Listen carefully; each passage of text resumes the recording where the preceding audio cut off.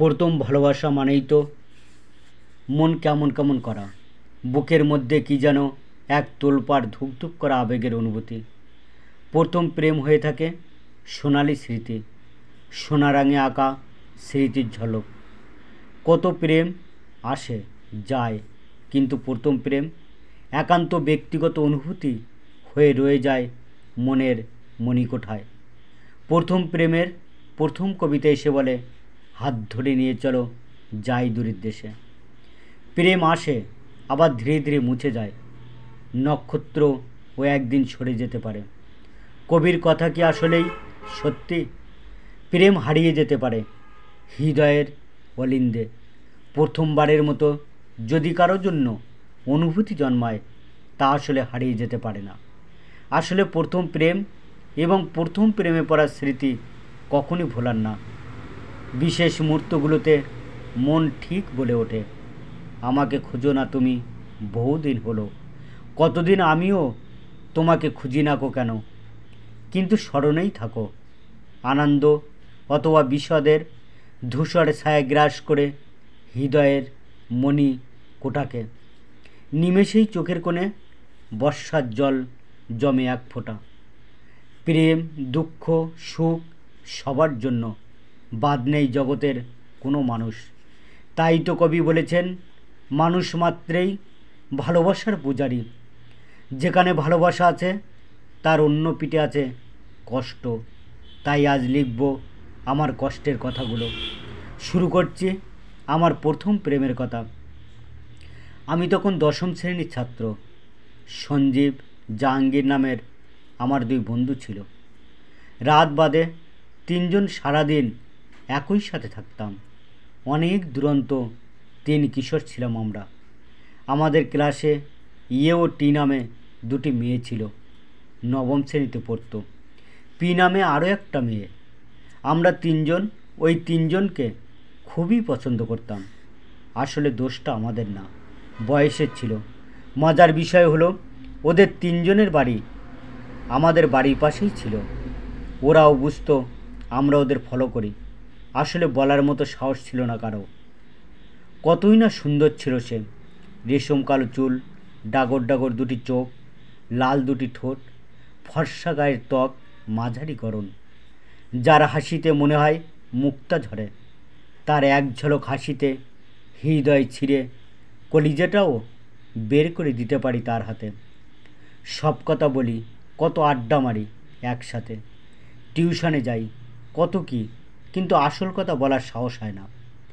কিন্তু চোখাচোখি চলছে সামনে। ও একদিন স্কুলে না আসলে আমার ভালো লাগতো না।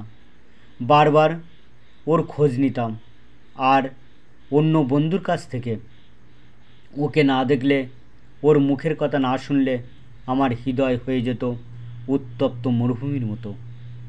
আসলে বুঝতে পারছিলাম না ওর এত ভালো লাগার কারণ। বিকাল হলে ছুটে চলে যেতাম আমরা তিনজন সাইকেল নিয়ে ওদের এলাকায়। তিনজনে চিন্তা করলাম ভালোবাসতেই হবে। আমি বললাম, ওকে ছাড়া আমি বাঁচব না। আমার রাতে ঘুম আসে না, মনে হয় শুধু কখন দেখব তাকে। সঞ্জীব বলল, আগে একজনেরটা হোক, তাহলে আর দুটো হওয়া সম্ভব। তাই আর দেরি না করে আমার এক বান্ধবীর দিয়ে প্রপোজালটা দিয়ে ফেললাম আমার জন্য। প্রথম ক্লাস পর প্রথমে না বলে দিল, আর বলে দিল ভালো ছাত্ররা কখনো প্রেম করে না, আমাকে ধোঁকা দেবে। এ কথা শুনে আমার তো মন খারাপ, কোনো কথা নেই। ক্লাসের এক কোণে বসে পার করলাম 4টা ক্লাস কোনো কথা না বলে। আমি মাঝে মাঝে খেয়াল করেছিলাম ও আমাকে দেখছে। আমি টিফিন না খেয়ে ক্লাসের এক কোণে বসেছিলাম। ক্লাসে অন্য কেউ ছিল না। এমন সময় ও আসলো এবং বলল, সত্যি তুই আমাকে ভালোবাসিস? আমি কোনো কথা বলছি না। কিছু সময় পর ও বলে উঠল, আমিও সত্যি ওর দিকে তাকিয়ে কেঁদে ফেলছিলাম। আমার কি আনন্দ হচ্ছিল আসলে বলে বোঝাতে পারবো না। সেই 2000 সালের কথা। প্রেম তো হলো, কথা হবে কি করে? আমার একটা নোকিয়া ফোন ছিল, ওর কোনো ফোন ছিল না। তাই চিন্তা ভাবনা করে গণিত খাতায় চিঠি আদান প্রদান শুরু করি আমার বন্ধুর মাধ্যমে। এতক্ষণে সারা স্কুলের প্রায় সবাই জেনে গেছে ভদ্র ছেলে প্রেম করে। মাঝে মাঝে কথা হতো ওর মার ফোন দিয়ে অথবা ওর ভাইয়ের ফোন দিয়ে। আমার মনে পড়ে না ওর সাথে প্রেম হওয়ার পর কোনো দিন প্রাইভেট বা স্কুল বাদ পড়েছে আমার। মোস্তাফিজার নামে আমার এক প্রিয় শিক্ষক ছিল। এক পর্যায়ে এই শিক্ষক জানতে পারে আমাদের দুজনের প্রেমের কথা। অনেক উপদেশ এবং সৎ বুদ্ধি দেয়। তখন কি আর এই বুদ্ধি মাথায় যায়? মাঝে মাঝে ও নুডলস এবং অন্যান্য খাবার রান্না করে নিয়ে আসতো। প্রাইভেটে স্যারের বাসায় রেখে আমি আর স্যার একসাথে বসে খেতাম। কী আর করার, স্যারও অল্পবয়স্ক, মনের ব্যথাটা বোঝে। আর প্রেমের গল্প করতাম। যাই হোক, স্যার আমার অনেক হেল্প করতো। বিকেল থেকে সন্ধ্যা পর্যন্ত পার করতাম ওদের এলাকায়। আমরা 3 বন্ধু। খুব ভালোই যাচ্ছিল আমাদের সময়। আসলে এত কথা তো বলে শেষ করা যাবে না। লিখলে একটা মুভি লেখা যাবে আমাদের প্রেমের কাহিনী নিয়ে। কত আবেগ, কত ভালোবাসা, কতক্ষণ ছুটির মধ্য দিয়ে পার হচ্ছিল আমাদের দিন। দেখতে দেখতে চলে আসলো আমাদের এসএসসি পরীক্ষা। আমার স্বপ্ন ছিল সব সময় আমি সর্বোচ্চ রেজাল্টটা করব। যাই হোক, প্রেম করতাম ঠিকই, কখনো লেখাপড়ার উপর প্রভাব পড়তে দেয়নি। ক্লাসরুমে দুজন বসে গল্প করা, টিফিন টাইমে একসাথে বসে গল্প করা, এক কথায় আমার সারাটা দিন, সারাটা রাত, সারাটা সময় যেন ওকে নিয়েই কাটত, কাছে থাক বা না থাক। মাঝে মাঝে ও যখন অসুস্থ হতো ওর থেকে আমার টেনশনটা বেশি হতো, কারণ ও তো মিশে আছে রক্তের মতো আমার জীবনে। আমি চিঠির ভাঁজে আমার ভালোবাসা খুঁজে পেতাম। অপেক্ষায় থাকতাম ফোন নিয়ে, কখন আসবে ফোন। হঠাৎ করেই চলে এলো বিদায়ের ঘন্টা। টেস্ট পরীক্ষা হলো, বিদায় অনুষ্ঠান হলো, পরীক্ষা শুরু হয়ে গেল। মাঝে মাঝে মধুর সম্পর্কটা চলছে। পরীক্ষা দিতে গিয়ে দুজনে পরীক্ষা শেষে একসাথে বাড়ি ফিরতাম, একসাথে বসে সময় কাটাতাম, খাবার খেতাম। সময়টা এমনভাবে যেত, এমন মনে হতো যে ওকে ছাড়া আমার বেঁচে থাকা সম্ভব না। ও আমাকে বলতো, যত কষ্ট হোক না কেন আমাকে ছেড়ে যাবে না তো? ধুর পাগলে, তুই আমার জীবন। এ কথা শুনে মধুর একটা হাসি দিল। ওর হাসি দেখে মনে হচ্ছিল এ যেন স্বর্গের সুখ উপভোগ করলাম আমি। পরীক্ষা শেষে ওর মামাবাড়িতে ঘুরতে গেল। শেষ পরীক্ষার দিন ওর হাতের স্বর্ণের আংটি খুলে আমাকে পরিয়ে দিল আর বলে গেল, আমি তোমার সাথেই আছি। তখন থেকেই অল্প অল্প কথা হতো, কারণ ওর নিজস্ব কোনো ফোন ছিল না। আর আমার খুব কষ্ট হতো। মনে হতো কত বছর দেখা হয় না, কথা হয় না। তপমন কথা হতো না, তেমন যোগাযোগ করতো না। কেটে গেল বেশ কিছুদিন। আমি তখন পলিটেকনিকের অ্যাডমিশনের জন্য শহরে থাকি। ঠিক মতো খাওয়া হয় না, পড়া হয় না, ঘুম হয় না। ওর ছবিটা ভেসে ওঠে। এভাবেই যাচ্ছিল সময়। ও কোনো যোগাযোগই করে না আমার সাথে, আমিও কোনো ওয়ে পাচ্ছিলাম না। তার বেশ কিছুদিন পর আমার এক বান্ধবীর কাছে জানতে পারি যে ওর এক মামাতো ভাইয়ের সাথে ওখানে গিয়ে নতুন করে ওর সম্পর্ক হয়েছে। তখন ঠিক আমি কি করব, বেঁচে থাকব না মারা যাব, কোনোটাই বুঝতে পারছিলাম না। পৃথিবীটা মনে হচ্ছিল ধূসর অন্ধকার। আকাশটা নিচে নেমে এসেছে, কখন যেন ভেঙে পড়বে আমার মাথার উপর। অনেকভাবে চেষ্টা করছি তার সাথে যোগাযোগ করার জন্য, কোনোভাবেই যোগাযোগটা করে উঠতে পারছিলাম না। তখন ভাবতে থাকি যে মেয়েটি আমার জন্য এত ফিদা। একদিন কথা না হলে, দেখা না হলে সে ছোটাছুটি করতে থাকতো, কত কান্নাকাটি করতো। আর সেই কিনা আজ আমাকে ছেড়ে অন্য কারোর সাথে স্বপ্ন বনে। এরই মধ্যে ও মামা বাড়ি থেকে ফিরল, আমিও শহর থেকে বাড়ি চলে আসলাম। এরপরে অনেক চেষ্টা করেছি ওর সাথে যোগাযোগ করার জন্য, ওর সাথে সম্পর্কটা পুনরায় গড়ে তোলার জন্য, কিন্তু ও আমার কোনো কথা রাখেনি, কোনো কথার জবাব দেয়নি। দিন দিন আমার কষ্টটা বেড়েই চলেছে। এদিকে আবার আমার অ্যাডমিশন পরীক্ষার ডেট হয়ে গেছে। আসলে কি করব, কোনটা আমার আগে দরকার কিছু বুঝতেছিলাম না। তখন মনে মনে ভাবতে থাকলাম কোনো রকম অ্যাডমিশন পরীক্ষাটা আগে শেষ করি। এর মাঝে এসএসসি পরীক্ষার রেজাল্ট হলো, জিপিএ 5 পেলাম। তবুও মাঝে যেন কোনো সুখ শান্তি আনন্দ কিছুই নেই। রেজাল্টের পরে বাবা ফোন দিল, তুই জিপিএ 5 পেলি, অথচ এখনও বাড়িতে এলি না কেন? তোর বন্ধুরা সবাই তো বাড়িতে চলে এসেছে, তুই বাড়িতে আয় বাবা। বাবা জানতো আমি মেয়েটির সাথে একটা সম্পর্কে আছে, তবে বাবা জানতো না ব্রেকআপের কথা। আমার বন্ধুদের কাছ থেকে শুনতে পেরে বাবা তখন আমাকে সান্ত্বনা দিয়ে বলল, বাবা কেরিয়ারটাকে গড়ে তোল, এই রকম মেয়ে বা এর থেকে ভালো মেয়ে তুমি পাবে। তোমার মা অনেক কান্নাকাটি করছে, বাড়িতে আসো। বাবার কথা শুনে 2 কেজি মিষ্টি কিনে বাড়িতে আসলাম। মনে মনে ভাবতে থাকলাম আকাশটা তো সবারই প্রিয়, কেউ কি আকাশকে ছুঁয়ে দেখেছে?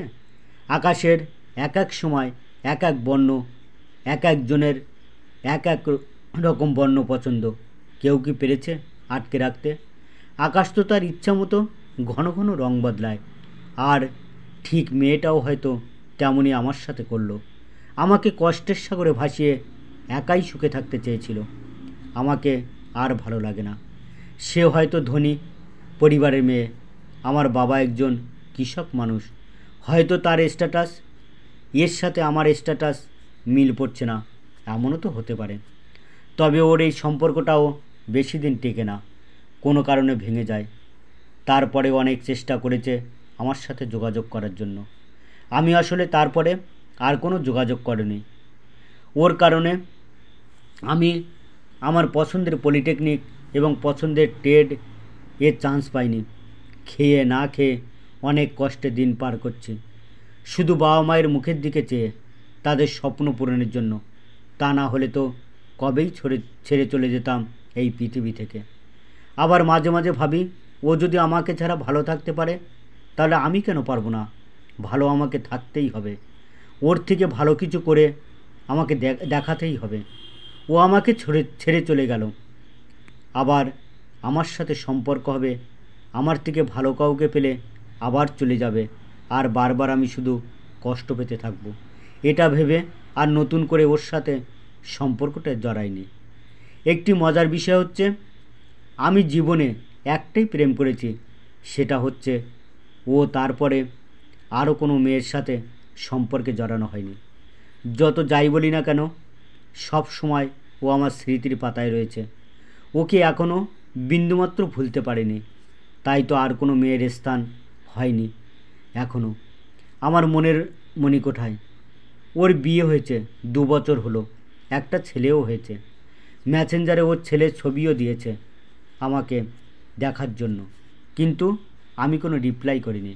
ও ফ্রেন্ড রিকোয়েস্ট দিয়েছিল আমাকে, আমি সেটা রিসিভও করিনি।